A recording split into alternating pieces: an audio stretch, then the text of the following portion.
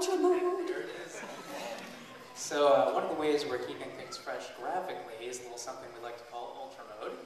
Ultra Mode is a massive graphical update to City of Heroes that is available to all players for free with the upcoming issue 17 launch.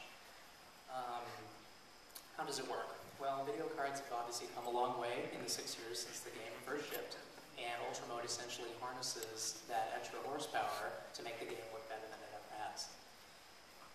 Rather than a complete retooling of every individual art asset in the game, Ultra Mode works in broad strokes, enhancing the overall aesthetic without necessarily regrading everything, and it applies to almost any screen you choose to look at in the game. So let's take a look at some specifics. Okay, so real-time shadows. With this feature turned on, you'll now notice that as the sun moves across the sky, it'll actually cast realistic shadows across the ground that actually move with the time of day. So here's an example, before and after. Before, after. Show you that again. One more time. Gotta ooh. The effect is quite striking in the game. It really does make everything look a lot. This happens with all objects everywhere. It's a big improvement.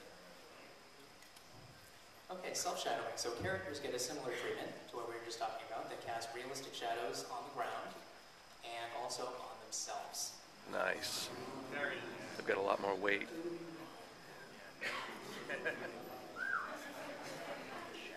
It's hot looking right.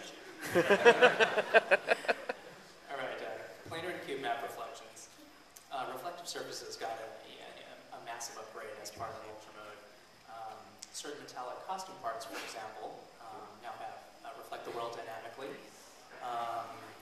When characters fly past a reflected window, you'll see an actual reflection of yourself as you go by. And my favorite has got to be the water. Now on the surface of the water, you'll have realistic ripples, and it actually reflects all of the world in the water now. Now, when I first saw this next screenshot, I said, that can't be our game. Cannot be.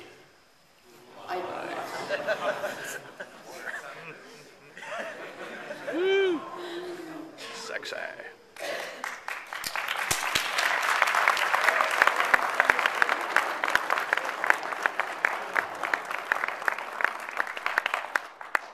Okay, ambient occlusion.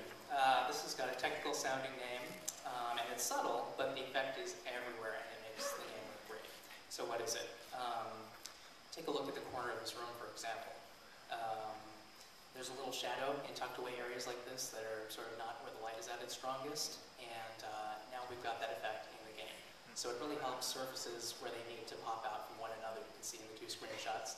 And if you look really close in the back, you can see even the legs on that Atlas statue are beginning to stand out because of a little extra shadow that's added in because of this. This is everywhere you look on all objects. It makes a big difference. It's very subtle, but it's really cool. Yeah. So, add it all up, and it's a pretty massive improvement. With Ultra Mode, City of Heroes is an even more immersive experience, and looks as great as it ever has. I mean, it looks better than it ever has. And the best part of this is that issue 17 is really just the beginning. Adding this sort of enhancement to Atlas Park is one thing, but then you think about the applications of building his own from the ground up with this in mind, as we are going to do in Pretoria, and you'll see pretty quickly how amazing this is going to be.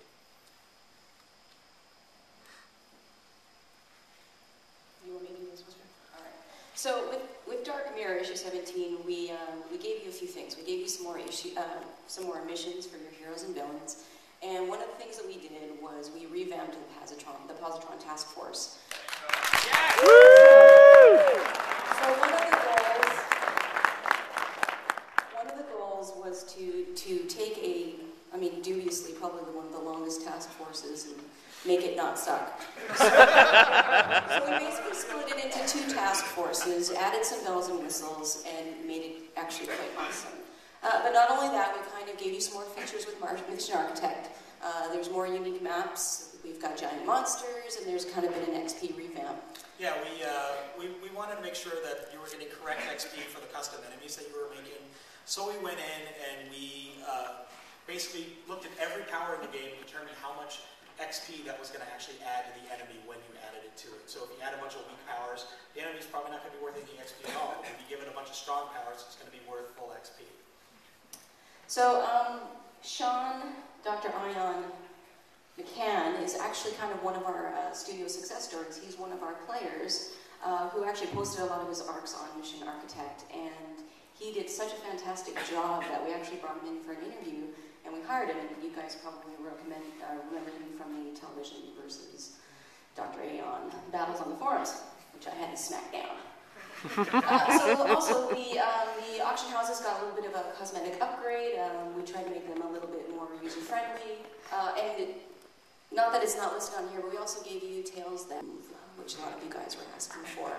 And now you can actually send attachments through mail, through our in-game mail, which I like to call, since it's global mail, and you can't call it Gmail, I call it Gleemail.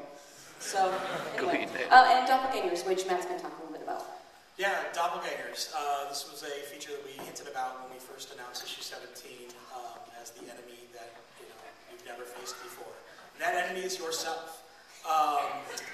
When we created Mission Architect, we went through and we created basically every power set in the game as something that you could attach to an enemy. And now that we've done all that work, that actually was, a very easy step to create the technology that will look at the character that's running a mission, or the party, for that matter, and then create entities on the fly that are them, the mirror images of them, the doppelgangers. We can change the costumes, so you can have like a complete polar opposite color look, or we can take the exact same costume, or do all sorts of effects with that. Cool. We don't even have to give them the right power sets. We can, all sorts of cool toys we can now do with the doppelganger stuff, and it's a different mission with every character you run with it, and it's a different mission with every party you run with it. It's very cool. So what is Dark Mirror? If you guys take a look at the comic book over there, which was actually drawn by our own David Nakayama over here, that's issue 16, and the title of that comic was Dark Mirror. Yes, I have no originality. Anyways, so the whole thing about Dark Mirror was kind of an homage to what's coming with Praetoria, kind of a teaser, if you will. We wanted to kind of start the story of Praetoria, but also we wanted to obviously give a nod to Ultra Mode, which is reflective surfaces, mirrors. You can see where I was going with that.